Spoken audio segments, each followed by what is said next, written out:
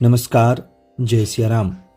एकादशी व्रत का महात्म्य गीता प्रेस गोरखपुर से प्रकाशित इस ग्रंथ से हम उत्पन्ना एकादशी की कथा श्रवण करेंगे। एकादशी के जया आदि भेद, नक्त व्रत का स्वरूप, उत्पन्ना एकादशी के प्रसंग में एकादशी की विधि, उत्पत्ति कथा और महिमा का वर्णन। नारद जी ने पूछा, महादेव, महाद्वादशी अर्थात एकादशी का उत्तम व्रत कैसा होता है? सर्वेश्वर प्रभो, उसके व्रत से जो कुछ भी फल प्राप्त होता है उसे बताने की कृपा कीजिए। महादेव जी ने कहा, ब्राह्मण, यह एकादशी महान पुण्य फल को देने वाली है। श्रेष्ठ मुनियों को भी इसका अनुष्ठान करना चाहिए।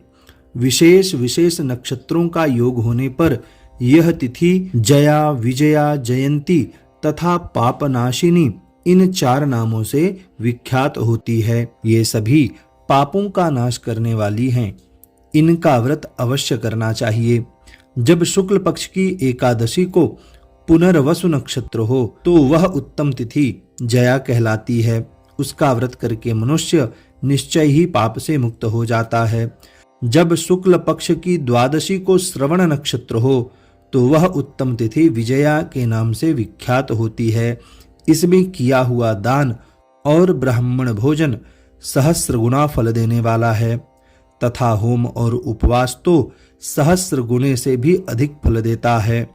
जब शुक्ल पक्ष की द्वादशी को रोहिणी नक्षत्र हो तो वह तिथि जयंती कहलाती है। वह सभी पापों को हरने वाली है। उस तिथि को पूजित होने पर भगवान गोविंद निश्चय ही मनुष्य के सब पापों को धो डालते हैं। जब कभी शुक्ल पक्ष की द्वादशी को पुष्य नक्षत्र हो तो वह महापुण्यमयी पापनाशिनी तिथि कहलाती है। जो 1 वर्ष तक प्रतिदिन 1 प्रस्थ तिल दान करता है तथा जो केवल पापनाशिनी एकादशी को उपवास करता है, उन दोनों का पुण्य समान होता है। उस तिथि को पूजित होने पर संसार के स्वामी सर्वेश्वर श्रीहरि संतुष्ट होते हैं तथा प्रत्यक्ष दर्शन भी देते हैं। उस दिन प्रत्येक पुण्य कर्म का अनंत फल माना गया है। सगरनंदन ककुस्थ, नहुष तथा राजा गाधी ने उस तिथि को भगवान की आराधना की थी, जिससे भगवान ने इस पृथ्वी पर उन्हें सब कुछ दिया था। इस तिथि के सेवन से मनुष्य 7 जन्मों के कायिक, वाचिक और मानसिक पाप से मुक्त हो जाता है। इसमें तनिक भी संदेह नहीं है। पुष्य नक्षत्र से युक्त एकमात्र पापनाशिनी एकादशी का व्रत करके मनुष्य 1000 एकादशियों के व्रत का फल प्राप्त कर लेता है। उस दिन स्नान, दान, जप, होम, स्वाध्याय और देव पूजा आदि जो कुछ भी किया जाता है उसका अक्षय फल माना गया है। इसलिए प्रयत्न पूर्वक इसका व्रत करना चाहिए। जिस समय धर्मात्मा राजा युधिष्ठिर 5म अश्वमेध यज्ञ का स्नान कर चुके, उस समय उन्होंने यदुवंशावतंश भगवान श्री कृष्ण से इस प्रकार प्रश्न किया। युधिष्ठिर बोले, प्रभो, नक्त व्रत तथा एक भुक्त व्रत का पुण्य एवं फल क्या है? जनार्दन, यह सब मुझे बताइए। श्री भगवान ने कहा, कुंती नंदन, हेमंत ऋतु में जब परम कल्याणमय मार्गशीर्ष मास आए तब उसके कृष्ण पक्ष की द्वादशी तिथि को उपवास करना चाहिए, व्रत करना चाहिए। उसकी विधि इस प्रकार है। दृढ़ता पूर्वक उत्तम व्रत का पालन करने वाला शुद्ध चित्त पुरुष 10वीं को सदा एक भुक्त रहे, अर्थात एक समय भोजन करे, अथवा शौच, संतोषादि नियमों के पालन पूर्वक नक्त व्रत के स्वरूप को जानकर उसके अनुसार एक बार भोजन करे। दिन के 8वें भाग में जब सूर्य का तेज मंद पड़ जाता है तब उसे नक्त जानना चाहिए। रात को भोजन करना नक्त नहीं है। गृहस्थ के लिए तारों के दिखाई देने पर नक्त भोजन का विधान है और सन्यासियों के लिए दिन के 8वें भाग में, क्योंकि उसके लिए रात में भोजन का निषेध है। कुंती नंदन, दशमी की रात व्यतीत होने पर एकादशी को प्रातः काल व्रत करने वाला पुरुष व्रत का नियम ग्रहण करे और सवेरे तथा मध्याह्न को पवित्रता के लिए स्नान करे। कुएं का स्नान निम्न श्रेणी का है। बावली में स्नान करना मध्यम, पोखरे में स्नान करना उत्तम तथा नदी में उससे भी उत्तम माना गया है। जहां जल में खड़ा होने पर जल जंतुओं को पीड़ा होती हो, वहां स्नान करने पर पाप और पुण्य बराबर होता है। यदि जल को छानकर शुद्ध कर ले तो घर पर भी स्नान करना उत्तम माना गया है। इसलिए पांडव श्रेष्ठ घर पर उक्त विधि से स्नान करे। स्नान के पहले निम्नांकित मंत्र पढ़कर शरीर में मृत्तिका लगा ले।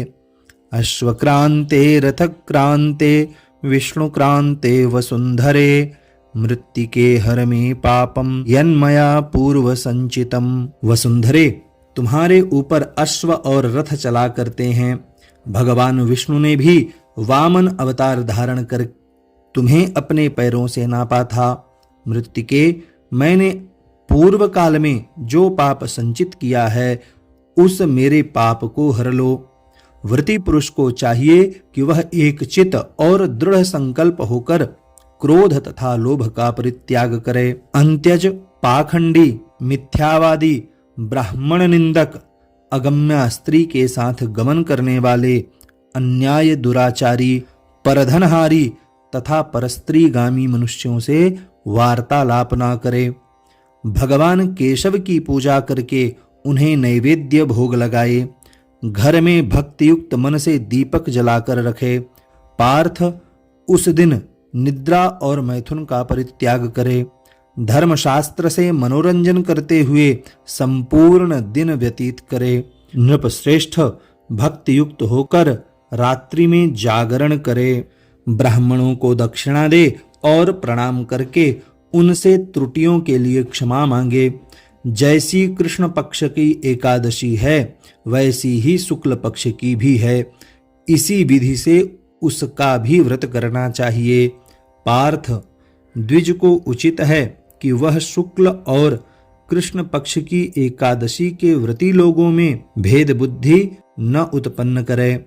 शंखोद्धार तीर्थ में स्नान करके भगवान गदाधर का दर्शन करने से जो पुण्य होता है तथा संक्रांति के अवसर पर 4 लाख का दान देकर जो पुण्य प्राप्त किया जाता है वह सब एकादशी व्रत की 16वीं कला के बराबर भी नहीं है। प्रभास क्षेत्र में चंद्रमा और सूर्य के ग्रहण के अवसर पर स्नान दान से जो पुण्य होता है वह निश्चय ही एकादशी को उपवास करने वाले मनुष्य को मिल जाता है।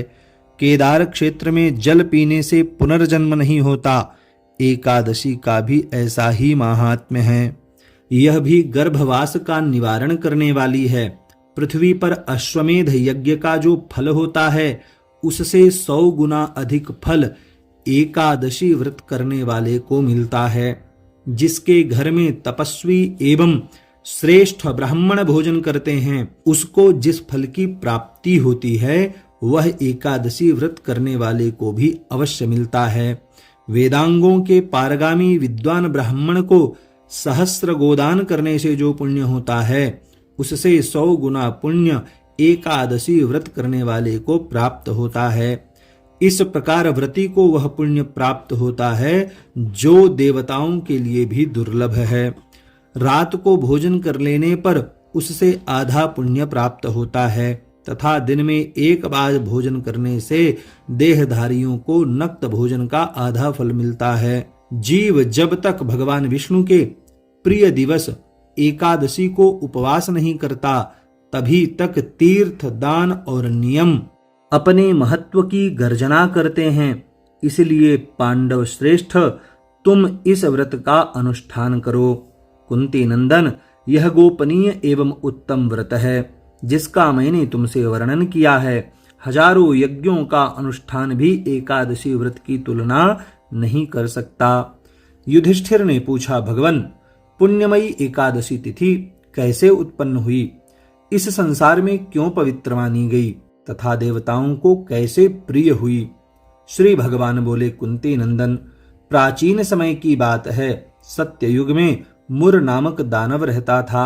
वह बड़ा ही अद्भुत, अत्यंत रौद्र तथा संपूर्ण देवताओं के लिए भयंकर था। उस काल रूपी दुरात्मा महासुर ने इंद्र को भी जीत लिया था। संपूर्ण देवता उससे परास्त होकर स्वर्ग से निकाले जा चुके थे और शंकित तथा भयभीत होकर पृथ्वी पर विचरा करते थे।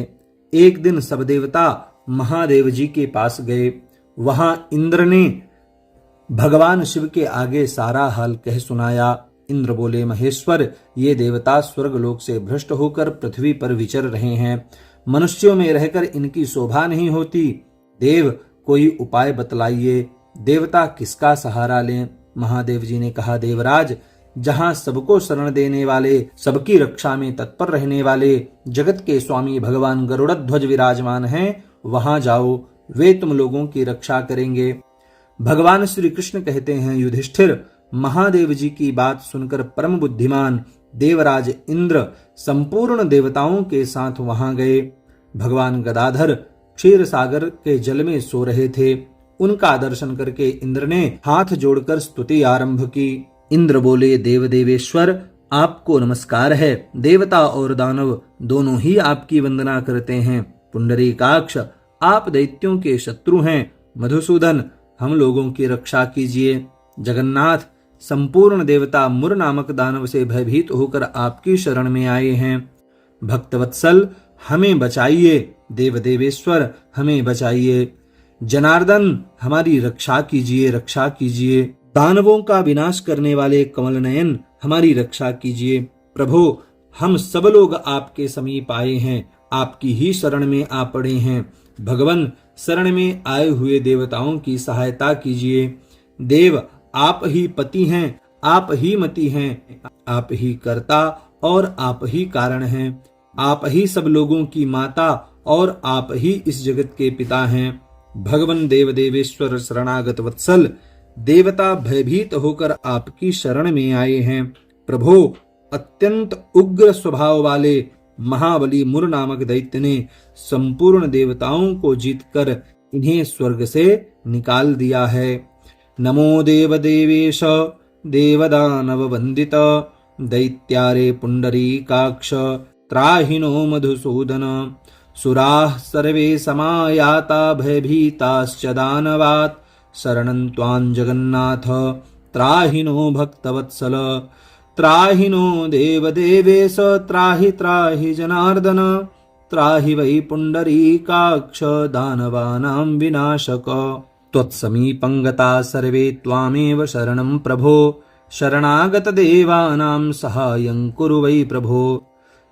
त्वं पतिस्त्वं मतिर्देव त्वं कर्ता त्वं च कारणं त्वं माता सर्वलोकानां त्वमेव जगतः पिता। भगवन् देव देवेश शरणागत वत्सल शरणं तव चायाता भयभीताश्च देवताः देवता निर्जिताः सर्वाः स्वर्गभ्रष्टा कृता विभो अत्युग्रेण हि दैत्येन मुरनाम्ना महूजसा। इंद्र की बात सुनकर भगवान विष्णु बोले, देवराज, वह दानव कैसा है, उसका रूप और बल कैसा है तथा उस दुष्ट के रहने का स्थान कहाँ है? इंद्र बोले, देवेश्वर, पूर्व काल में ब्रह्मा जी के वंश में तालजंघ नाम का एक महान असुर उत्पन्न हुआ था जो अत्यंत भयंकर था। उसका पुत्र मुर दानव के नाम से विख्यात हुआ। वह भी अत्यंत उत्कट, महापराक्रमी और देवताओं के लिए भयंकर है। चंद्रावती नाम से प्रसिद्ध एक नगरी है, उसी में स्थान बनाकर वह निवास करता है। उस दैत्य ने समस्त देवताओं को परास्त करके स्वर्गलोक से बाहर कर दिया है। उसने एक दूसरे ही इंद्र को स्वर्ग के सिंहासन पर बिठाया है। अग्नि, चंद्रमा, सूर्य, वायु तथा वरुण भी उसने दूसरे ही बनाए हैं। जनार्दन, मैं सच्ची बात बता रहा हूं, उसने सब कोई दूसरे ही कर लिए हैं। देवताओं को तो उसने प्रत्येक स्थान से वंचित कर दिया है। इंद्र का कथन सुनकर भगवान जनार्दन को बड़ा क्रोध हुआ। वे देवताओं को साथ लेकर चंद्रावती पुरी में गए। देवताओं ने देखा दैत्यराज बारंबार गर्जना कर रहा है। उससे परास्त होकर संपूर्ण देवता 10 दिशाओं में भाग गए। अब वह दानव भगवान विष्णु को देखकर बोला, खड़ा रह, खड़ा रह। उसकी ललकार सुनकर भगवान के नेत्र क्रोध से लाल हो गए। वे बोले, अरे दुराचारी दानव, मेरी इन भुजाओं को देख। यह कहकर श्री विष्णु ने अपने दिव्य बाणों से सामने आए हुए दुष्ट दानवों को मारना आरंभ किया। दानव भय से विह्वल हो उठे। पांडुनंदन, तत्पश्चात श्री विष्णु ने दैत्य सेना पर चक्र का प्रहार किया। उससे छिन्न भिन्न होकर सैकड़ों योद्धा मौत के मुख में चले गए। इसके बाद भगवान मधुसूदन बदरिकाश्रम को चले गए। वहां सिंहावती नाम की गुफा थी जो 12 योजन लंबी थी। पांडुनंदन, उस गुफा में एक ही दरवाजा था। भगवान विष्णु उसी में सो रहे। दानव मुर भगवान को मार डालने के उद्योग में लगा था। वह उनके पीछे लगा रहा। वहां पहुंचकर उसने भी उसी गुहा में प्रवेश किया। वहां भगवान को सोते देख उसे बड़ा हर्ष हुआ। उसने सोचा, यह दानवों को भय देने वाला देवता है, अतः निस्संदेह इसे मार डालूंगा। युधिष्ठिर, दानव के इस प्रकार विचार करते ही भगवान विष्णु के शरीर से एक कन्या प्रकट हुई, जो बड़ी ही रूपवती, सौभाग्यशालिनी तथा दिव्य अस्त्र शस्त्रों से युक्त थी।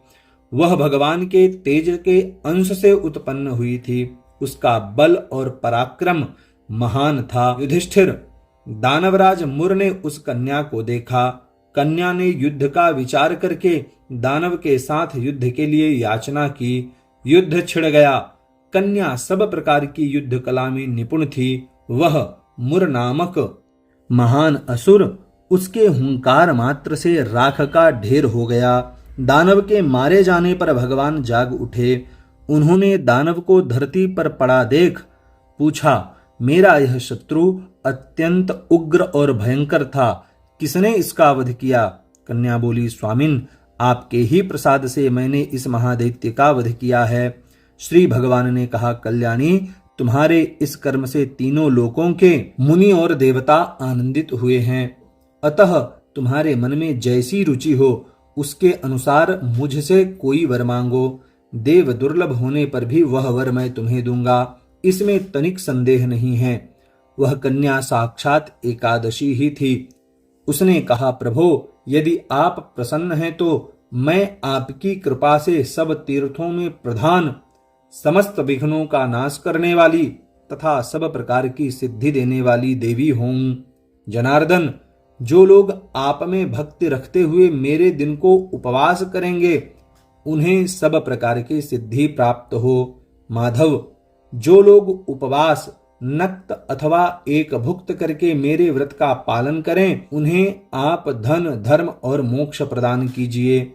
श्री विष्णु बोले, कल्याणी, तुम जो कहती हो वह सब पूर्ण होगा। भगवान श्री कृष्ण कहते हैं, युधिष्ठिर, ऐसा वर पाकर महाव्रता एकादशी बहुत प्रसन्न हुई। दोनों पक्षों की एकादशी समान रूप से कल्याण करने वाली है। इसमें शुक्ल और कृष्ण का भेद नहीं करना चाहिए। यदि उदय काल में थोड़ी सी एकादशी, मध्य में पूरी द्वादशी और अंत में किंचित त्रयोदशी हो तो वह त्रिस्पर्शा एकादशी कहलाती है।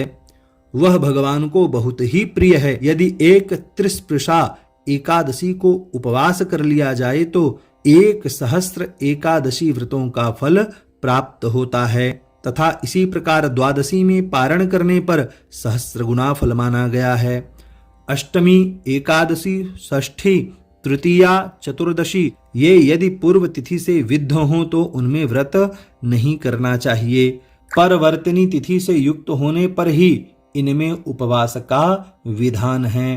पहले दिन में और रात में भी एकादशी हो तो तथा दूसरे दिन केवल प्रातः काल एक दंड एकादशी रहे तो पहले तिथि का परित्याग करके दूसरे दिन की द्वादशी युक्त एकादशी को ही उपवास करना चाहिए। यह विधि मैंने दोनों पक्षों की एकादशी के लिए बताई है। जो मनुष्य एकादशी को भगवान का उपवास करता है वह वैकुंठ धाम में, जहां साक्षात भगवान गरुड़ध्वज विराजमान हैं, जाता है। जो मानव हर समय एकादशी के महात्म्य का पाठ करता है उसे सहस्त्र गोदान के पुण्य का फल प्राप्त होता है। जो दिन या रात में भक्ति पूर्वक इस महात्म्य का श्रवण करते हैं वे निस्संदेह ब्रह्म हत्या आदि के पाप से मुक्त हो जाते हैं।